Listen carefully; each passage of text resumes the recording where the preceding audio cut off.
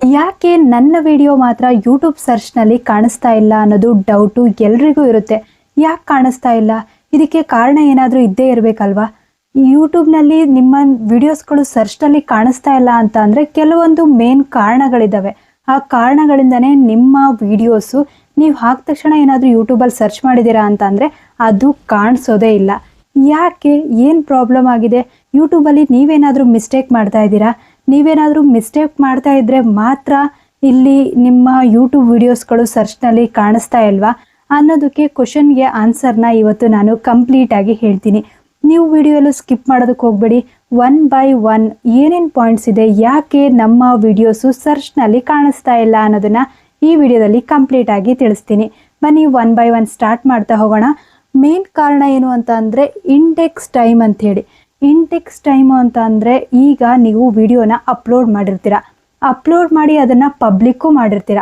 Public ಮಾಡಿ ಆದಮೇಲೆ ನೀವೇನಾದರೂ ಒಂದು ವೇಳೆ ಸರ್ಚ್ನಲ್ಲಿ ಹೋಗಿ ಏನಾದರೂ ಚೆಕ್ ಮಾಡಿದ್ರೆ ಆ ವಿಡಿಯೋ ನಿಮ್ಮ ಸರ್ಚ್ನಲ್ಲಿ ಕಾಣಿಸ್ತಾ ಇರಲ್ಲ. ಯೂಟ್ಯೂಬಲ್ಲಿ ಬೇರೆಯವ್ರದ್ದು ಯಾರ್ದಾದ್ರು ಮೊಬೈಲ್ ತೊಗೊಂಡು ನೀವು ಸರ್ಚ್ ಮಾಡ್ತಾ ಇದ್ದೀರಾ ಅಂತ ಅಂದರೆ ಕಾಣಿಸಲ್ಲ. ಇದು ಮೇನ್ ಕಾರಣ.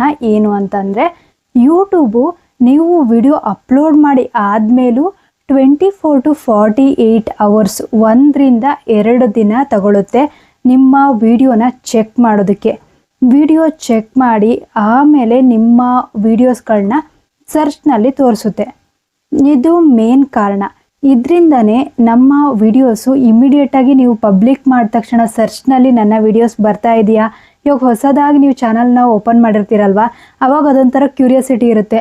ಗೂಗಲ್ ಸರ್ಚ್ ಮಾಡಿದ್ರೆ ನನ್ನ ನೇಮ್ ಬರುತ್ತಾ, ಏನಾದರೂ ನಾನು ಯೂಟ್ಯೂಬಲ್ಲಿ ಸರ್ಚ್ ಮಾಡಿದ್ರೆ ನನ್ನ ವಿಡಿಯೋ ಫ್ರಂಟ್ ಪೇಜಲ್ಲಿ ಕಾಣಿಸುತ್ತಾ ಅಂಥೇಳಿ ಇರುತ್ತೆ.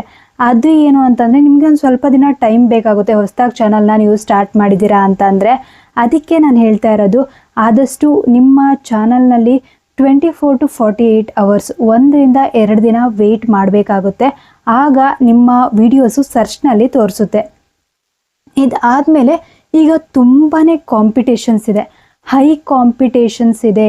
ವಿಡಿಯೋಸ್ಗಳನ್ನ ನೀವು ಮಾಡ್ತಾ ಇದ್ದೀರಾ ಅಂತಂದರೆ, ಇವಾಗ ನೀವು ಕುಕಿಂಗ್ ಚಾನಲ್ ಯಾವುದಾದ್ರೂ ಒಂದು ಮಾಡ್ತಾ ಇದ್ದೀರಪ್ಪ, ಕುಕಿಂಗ್ ಚಾನಲ್ ಮಾಡೋದ್ರ ಜೊತೆಗೆ ಬೇರೆ ಏನಾದರೂ ಮಿಕ್ಸ್ ಕಂಟೆಂಟ್ಗಳನ್ನ ಹಾಕ್ತಾ ಇದ್ದೀರಾ, ಇದರಿಂದ ನಿಮ್ಮ ಚಾನಲ್ನಲ್ಲಿ ಪ್ರಾಬ್ಲಮ್ ಆಗುತ್ತೆ.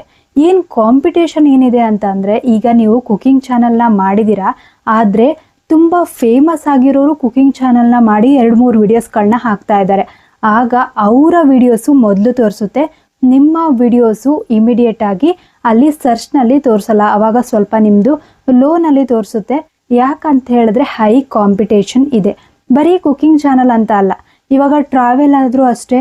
ಟ್ರಾವೆಲಲ್ಲೂ ಯಾರು ಇವಾಗ ತುಂಬ ಜಾಸ್ತಿ ಟ್ರಾವೆಲ್ ಮಾಡಿ ಇಷ್ಟು ವರ್ಷ ಕಷ್ಟಪಟ್ಟಿರ್ತಾರಲ್ಲ, ಅವರು ತುಂಬ ಕಷ್ಟಪಟ್ಟು ಇವಾಗ ಒಂದು ಒಳ್ಳೆ ಪೊಸಿಷನ್ಲಿದ್ದು ಅವರು ವಿಡಿಯೋಸ್ಗಳನ್ನ ಅಪ್ಲೋಡ್ ಮಾಡಿದಾಗ ಅವ್ರ ವಿಡಿಯೋಸ್ಗಳನ್ನ ಬೇಗ ರೆಕಮೆಂಡ್ ಮಾಡುತ್ತೆ, ಜನರಿಗೆ ಬೇಗ ಸಜೆಸ್ಟ್ ಮಾಡುತ್ತೆ. ಆಗ ನಿಮ್ಮ ವಿಡಿಯೋಸು ಡೌನಲ್ಲಿರುತ್ತೆ.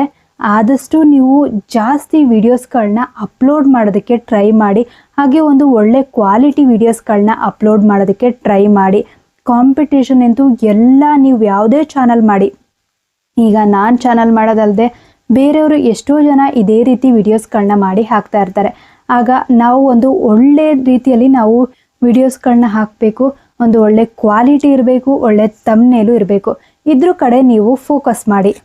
ಇದಾದಮೇಲೆ ಕೀವರ್ಡ್ಸ್. ವಿಡಿಯೋಸ್ಗಳು ಅಪ್ಲೋಡ್ ಮಾಡಾದ್ಮೇಲೆ ನೀವೇನಾದರೂ ಕೀವರ್ಡ್ಸೇ ಹಾಕಿಲ್ಲ ಅಂತಂದರೆ ಆಗ ಎಷ್ಟು ಪ್ರಾಬ್ಲಮ್ ಆಗುತ್ತೆ. ಈಗ ಯೂಟ್ಯೂಬ್ ಅಂತ ಅಂದರೆ ಯೂಟ್ಯೂಬ್ ಬಗ್ಗೆ ನಾನು ಏನಾದರೂ ಹಾಕ್ತಾ ಇದ್ದೀನಿ ಅಂತಂದರೆ ಯೂಟ್ಯೂಬ್ ಬಗ್ಗೆ ನಾನು ಒಂದು ಕೀವರ್ಡ್ಸ್ಗಳನ್ನ ಹಾಕಬೇಕು. ಕೀವರ್ಡ್ಸ್ಗಳನ್ನ ಹಾಕಬೇಕು ಅಂತಂದರೆ ಒಂದು ಒಳ್ಳೊಳ್ಳೆ ಕೀವರ್ಡ್ಸ್ಗಳನ್ನ ಹಾಕಬೇಕಾಗುತ್ತೆ. ಹ್ಯಾಶ್ಟ್ಯಾಗ್ ಹಾಕುವಾಗ ಆಗಲೂ ಒಂದು ಒಳ್ಳೊಳ್ಳೆ ಕೀವರ್ಡ್ಸ್ಗಳನ್ನ ಹಾಕಬೇಕಾಗುತ್ತೆ. ಅದ್ರ ಜೊತೆಗೆ ನೀವು ಟ್ಯಾಗ್ಸ್ನ ಅಪ್ಲೋಡ್ ಮಾಡ್ತೀರಲ್ವ, ಟ್ಯಾಗ್ಸ್ನ ಹಾಕ್ತಿರಲ್ವ ಅಪ್ಲೋಡ್ ಮಾಡುವಾಗ, ಅದನ್ನು ಮೇನ್ ಇಂಪಾರ್ಟೆಂಟು. ಟ್ಯಾಗ್ಸ್ನ ನೀವು ಚೆನ್ನಾಗಿ ಒಳ್ಳೊಳ್ಳೆ ಟ್ಯಾಗ್ಸ್ಗಳನ್ನ ಹಾಕಿ. ಇದರಿಂದ ನಿಮ್ಮ ಚಾನಲು ಬೇಗ ಗ್ರೋ ಆಗುತ್ತೆ. ಸೆಟ್ಟಿಂಗಲ್ಲಿ ಹೋಗ್ಬಿಟ್ಟು ಅಲ್ಲೂ ಅಷ್ಟೇ, ಅಲ್ಲಿ ಕೀವರ್ಡ್ಸ್ ಅಂತ ಇದೆ, ಅಲ್ಲೂ ನಿಮ್ಮ ಚಾನಲ್ಗೆ ರಿಲೇಟೆಡ್ ಆಗಿರುವಂಥ ಕೀವರ್ಡ್ಸ್ಗಳನ್ನ ಆ್ಯಡ್ ಮಾಡಿ. ಇದರಿಂದ ನಿಮ್ಮ ವಿಡಿಯೋಸ್ಗಳು ಬೇಗ ಸರ್ಚ್ನಲ್ಲಿ ಬರುತ್ತೆ. ಇದಾದಮೇಲೆ ನೀವು ವಿಡಿಯೋನಲ್ಲಿ ಚೆಕ್ ಮಾಡ್ಕೊಳ್ಳಿ. ವಿಡಿಯೋ ಸೆಟ್ಟಿಂಗಲ್ಲಿ ನಿಮ್ಮ ವಿಡಿಯೋಸು ನೀವು ಪಬ್ಲಿಕ್ ಮಾಡಿದಿರಾ ಇಲ್ಲ. ಈಗ ಒಂದು ವೇಳೆ ನೀವು ಅಪ್ಲೋಡ್ ಮಾಡಿರ್ತಿರ್ತೀರಾ, ಆಮೇಲೆ ನೀವು ಪಬ್ಲಿಕ್ ಮಾಡಲಾರ್ದಂಗೆ ಡೈರೆಕ್ಟಾಗಿ ಪ್ರೈವೇಟಲ್ಲಿ ಹಾಕಿ ಸೇವ್ ಮಾಡಿಡೋದು, ಈ ರೀತಿ ಏನಾದರೂ ಮಾಡಿರ್ತೀರ. ಆದರೆ ನಿಮಗದು ಗೊತ್ತಿರಲ್ಲ, ನೀವು ಇಲ್ಲಿ ಪಬ್ಲಿಕ್ ಮಾಡಿದೀವ ಇಲ್ಲ ಅನ್ನೋದೇ ಗೊತ್ತಿರಲ್ಲ. ಅದನ್ನು ನೀವು ಕರೆಕ್ಟಾಗಿ ಚೆಕ್ ಮಾಡ್ಕೊಳ್ಬೇಕು.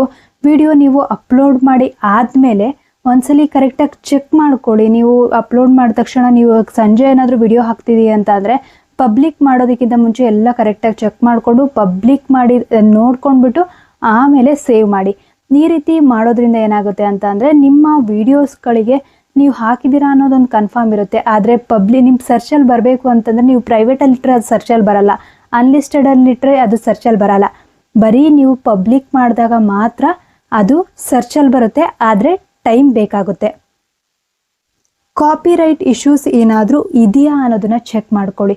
ಕಾಪಿರೈಟ್ ಇಶ್ಯೂಸ್ ಅಂತ ಅಂದರೆ ಈಗ ನಿಮ್ಗೇನಾದರೂ ಸ್ಟ್ರೈಕ್ ಬಂದಿರೋದು, ಬೇರೆಯವ್ರದ್ದು ಯಾವುದೋ ವೀಡಿಯೋಸ್ಗಳನ್ನ ತೊಗೊಂಡು ಅದಕ್ಕೇನಾದರೂ ಸ್ಟ್ರೈಕ್ ಬಂದಿದೆಯಾ ಅಂಥೇಳಿ ಅದನ್ನು ಕರೆಕ್ಟಾಗಿ ಚೆಕ್ ಮಾಡ್ಕೊಳ್ಳಿ.